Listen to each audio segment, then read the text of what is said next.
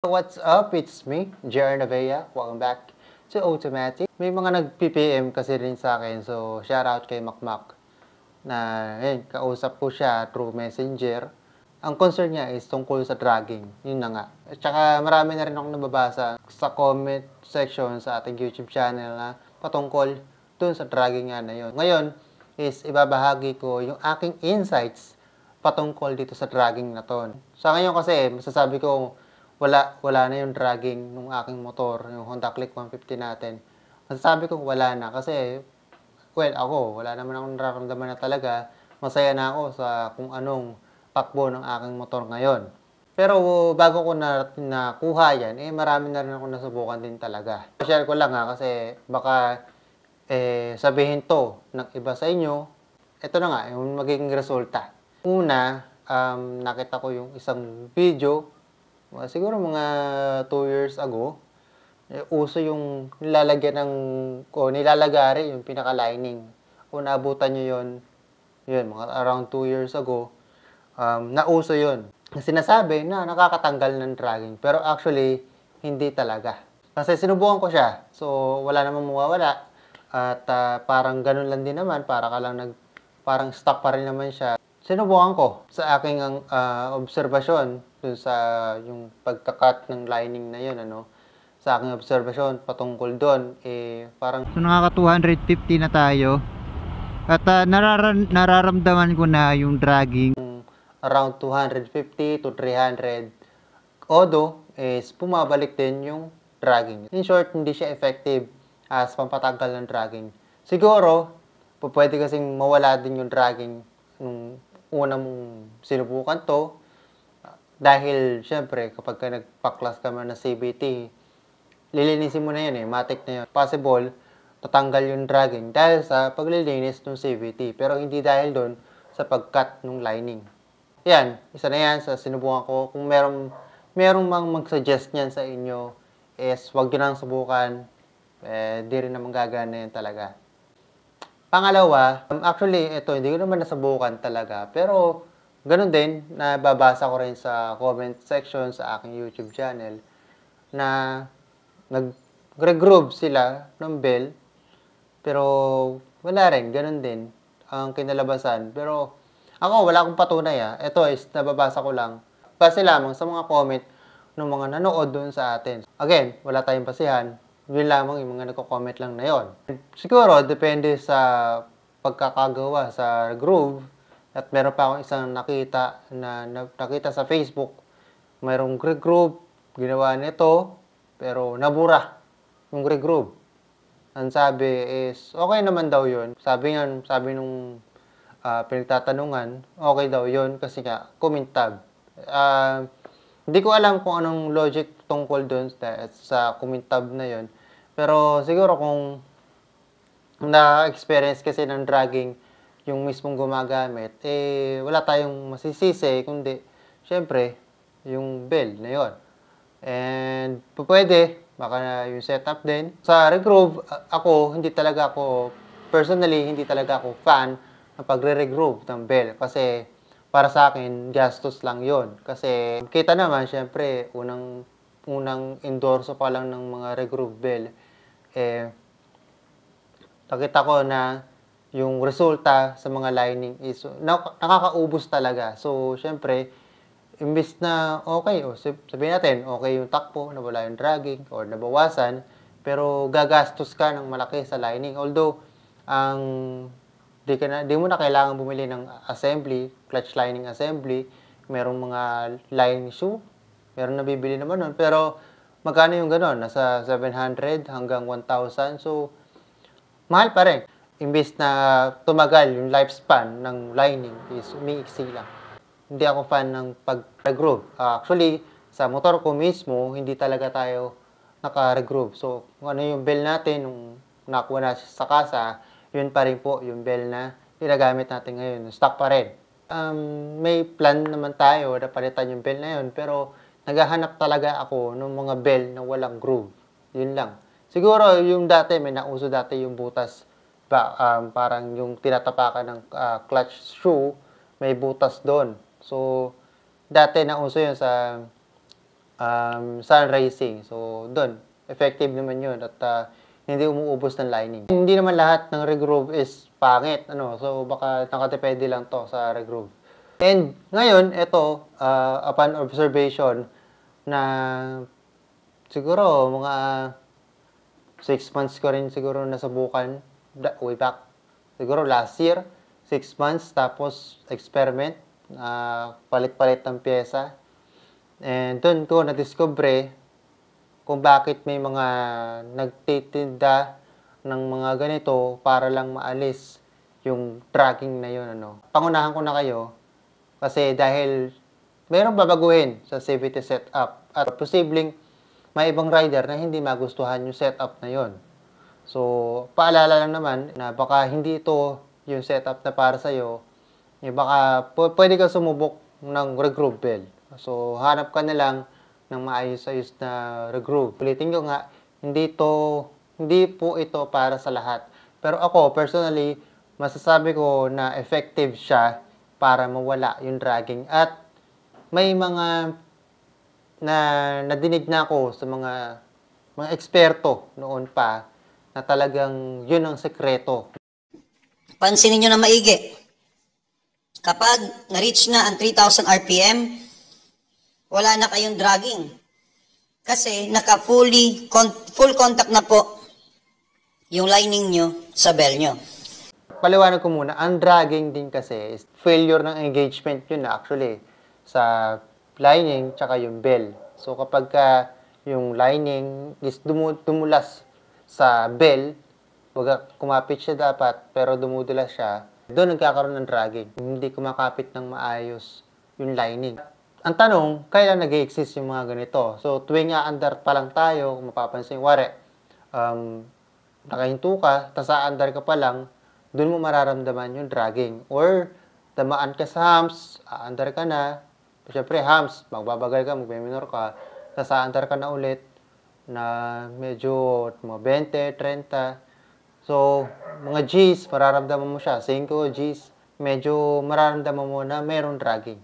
So, yung dragging, mararamdaman mo siya na may vibration sa una, no? So, kapag, yun nga, katulad na nabanggit ko kanina, dun siya lumalabas. Yun yung dragging na sinatawag ng karamihan. Again, nasa unahan po ang dragging. Ibig sabihin, at low RPM, nagkakaroon ng failure ng engagement sa lining at bell. Mababang RPM. So, paano natin masasabing mababang RPM? Yan nga, mabagal na takbo, around 5 to 10 km per hour, or kapag aandar ka pa lang, mararamdaman mo may dragging. Maybe 0 to 5. Pwede ko nang safe na sabihin na nandyan yung dragging. 0 to 5 km per hour, mararamdaman na yung dragging dyan. Again, at low RPM. Tandaan nyo, low RPM. So, paano natin maalis yung dragging? I-skip natin yung low RPM na yun. Gagawin natin para mag-skip tayo ng low RPM na yan is pwede tayong magpalit ng bola. Sa pagpapalit ng bola, syempre, matik naman, kapag naggaan ka ng bola, tataas yung RPM mo. Mapapansin nyo na yun, siguro, baka may iba na hindi maniwala. Siguro, yung mga bago dyan, hindi maniniwala. Pero, mararamdaman yung epekto ng pagka naggaan kayo ng bola. Is parang, siguro, may konting hiyaw na, di ba? May konting delay na. Yun. Dahil tumaas yung RPM ng motor mo. Dahil dun sa magaang na bola.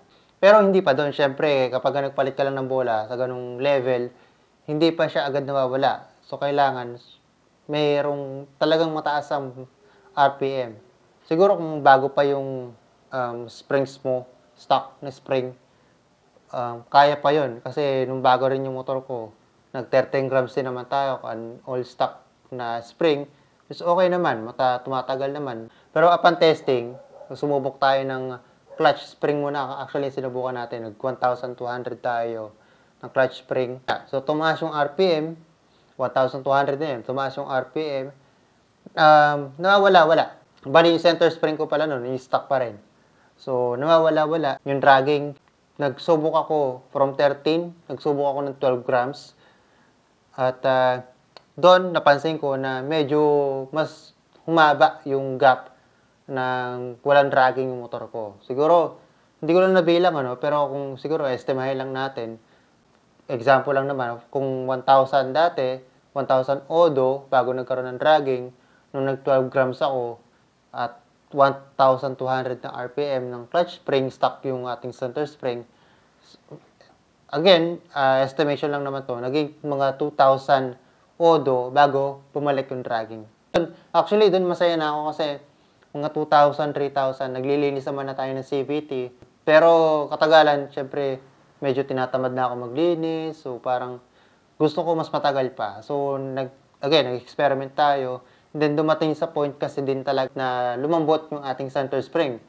Yes, ang ating mga spring is pinapalitan in time. Kasi, ganyan, lumalambot sila in time.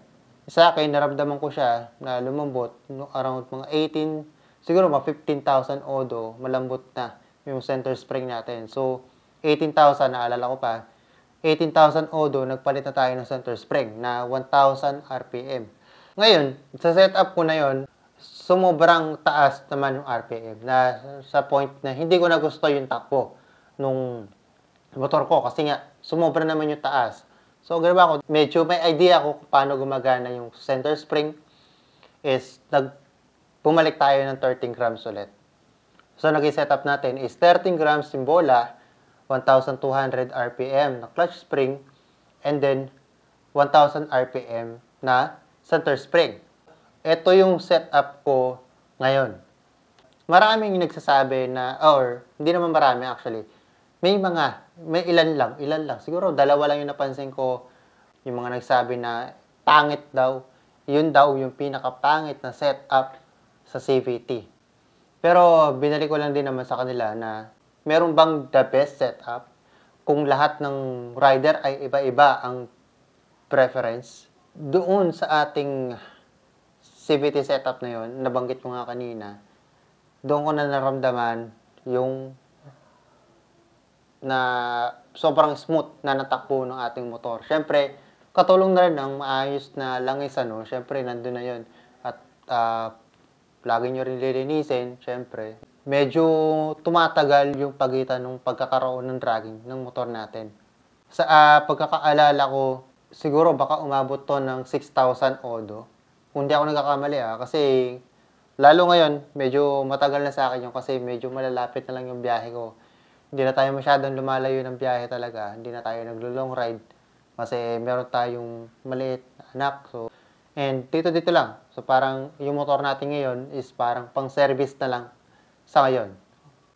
Again, ito ay hindi para sa lahat, Siguro, mayroong magka-comment dyan na hindi basehan ang RPM sa dragging. respeto na lang din sa mga opinion nyo. Pero siguro subukan nyo muna rin. Bigyan ko lang kayo ng parang, let's say, boundary para masabi ko na walang dragging yung mga motor nyo. Pwede nyo simulan kahit anong motor nyo, from stock, magbaba kayo ng 2 grams kada fly ball. Let's say, naka-Aerox kayo. 13 grams stock fly ball. So, baba ka ng 2, gawin mong 11 grams. Then, yung center spring mo, gawin mong 1,200. Taas yun, Then, yung clutch spring mo is 1,000 RPM. Ito, baseline yan. Kasi, sa spring, pwede mo nang iwanan yun, Pwede ka na lang mag-adjust sa bola. Either gaanan mo pa, or mas mabigat.